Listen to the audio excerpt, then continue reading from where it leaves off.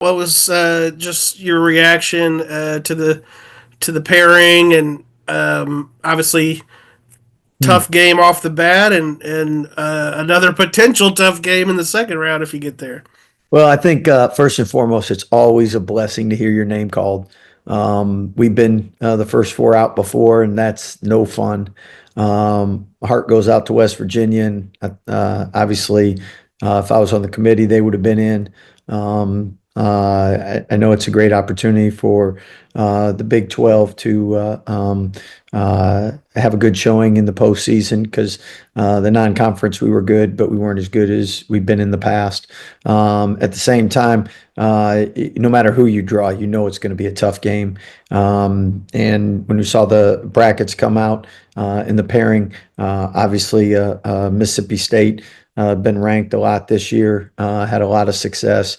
Coach Jans is a great coach. They're seated higher than us for a reason. So excited for the opportunity to play against them in an SEC school. And at the same time, I know we're in Raleigh, and the one negative for both the 8 and 9 is that you have to play the one if you're blessed to win. And obviously, Duke, we played them in Houston before, and they beat us here. So, but in Jeremy's mind, I think he probably when he saw that, I know it's bittersweet for him because he loves Duke, loves their team, and just like when I coach against coaches that we've coached together, that's not fun to do. But we are really excited about being in the tournament.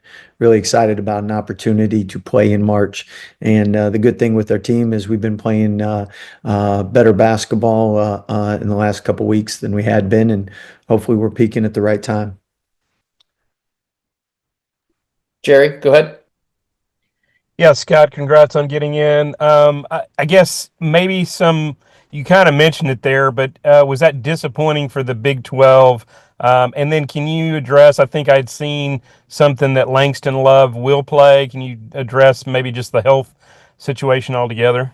Yeah, I mean Langston. I don't know if it had been at the Big 12 our last game or NCAA tournament if he would have played or not. But I know definitely he's waited a long time to play in March, and I know he's going to be out there if he can, and we expect that. So. I think that was one thing several Big 12 coaches did is guys that maybe could go if it was NCAA tournament time. They made sure that they weren't put in harm's way so they could be ready for the NCAA tournament. Parker? Scott, just entering this year as the 9 seed, what do you tell the team?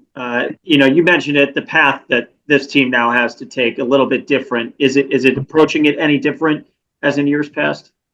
Well, I think first and foremost, whenever you're us being the only school that was a top 3 seed 4 years in a row, right away there you can say what you want, but you're the hunted, you know. And when you're the ninth seed, you're doing the hunting. So at the end of the day, that's reality and that's facts. And uh, if we're blessed to every game we play, probably people be seated higher than us. So um, that's the motivation in itself. Bryce?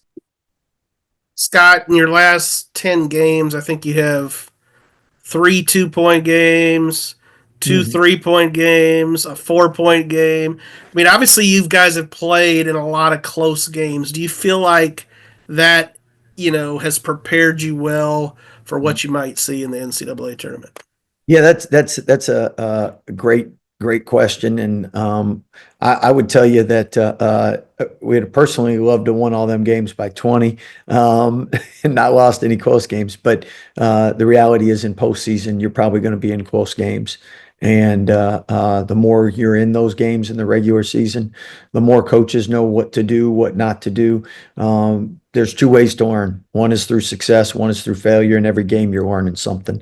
So us playing a lot of close games definitely gives us a database. Doesn't guarantee success, but if something didn't work before, you're probably not trying it again. And if it worked, you're probably going with it again.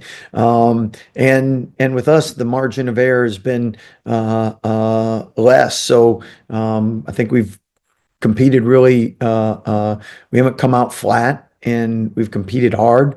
And because of that, we put ourselves in position to win. We haven't won every game, but I've been proud of this team's effort. And we all know fatigue makes cowards of us all. And we haven't come out and being shorthanded and just laid eggs. Jerry? Scott, you mentioned Jeremy and that Duke situation. When you've got two guys that have been to the Final Four, how much does that help, just that experience and maybe what they can share with the other players?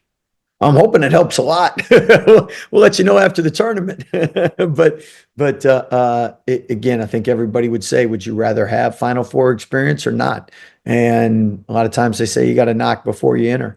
And definitely having some of that wisdom. And players listen to players more than they listen to coaches, and that's reality. So they talk in the locker room, and that advice that Jeremy and Norchad give them matters. And that's part of why we brought them here, because the Final Four experience, the fact that they were able to help teams get there, that's where we want to be this year. Parker? Obviously, a lot of eyes go to the potential matchup of VJ and Cooper. What do you think that would bring to the table, at least from a viewership perspective, seeing two of the NBA's top prospects in potentially the round of 32? Well, I'm sure that is something that people would be excited about and enjoy. At the same time, I know with us, it's a one-game season, and if you don't win your first one, there is no second one. So I know we'll be completely locked in, and rightfully so. It doesn't matter who you play, let alone a team seated higher than you, and a team with a ton of success this year. And Cooper's gotten a lot of national attention, but Mississippi State, Josh Hubbard, he's been putting up crazy numbers all year long, and he's really fun to watch. Hopefully he's not fun to watch Friday, but he's been fun to watch on the highlights and throughout the year. Bryce? Scott, I mean, it's been 45 whole minutes. You should have a full scouting report on Mississippi State.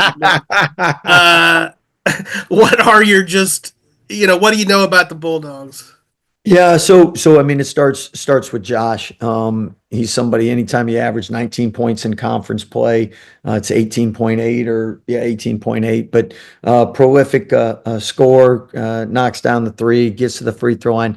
But anytime you play a Coach Jan's team, it's a team that plays really hard, really competes, and you got to beat them. They're not going to beat themselves. So a lot of respect for them, the program, and I can tell you a lot more of the X and O's and the schematic things after we watch some film. But during the season, believe it or not, I see highlights of teams.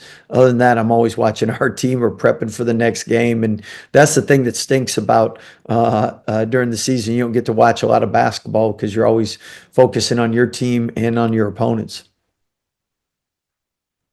Anybody else? All right. Thanks, Coach? Scott. Great questions, guys. You have a good day. Man, Appreciate you. Thanks, Scott. dang. Have a good one. See ya. See ya.